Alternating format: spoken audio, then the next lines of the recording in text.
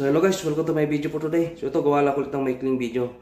So ito kasi may nagtanong sa akin na nakaraan kung paano mag-check ng balance or paano makita yung laman ng ating BPI bank account. So may ginawa na akong video nito, pero ito, gawan ko pa rin siya ng video para sa mga first timer na umawak ng BPI. Pero halos wala din ako pagkakaiba yan sa ibang bank account. Same procedure lang naman eh. Login, password lang din naman, pero gawan ko pa rin siya ng video. Ito, punta tayo sa BPI app. Tapos, username. So, ito siya guys. After ko siya may yung password niya. Tsaka yung username. So, tatakpan ko lang siya. So, hindi ko na siya patagalin guys ha. Tapos, first mo lang yung login.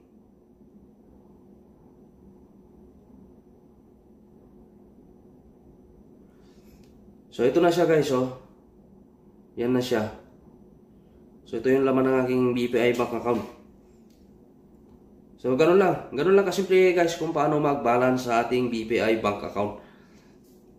Napakadali lang siya. So, ayan lang guys. Maraming salamat guys. Hanggang sa aking mga susunod na video.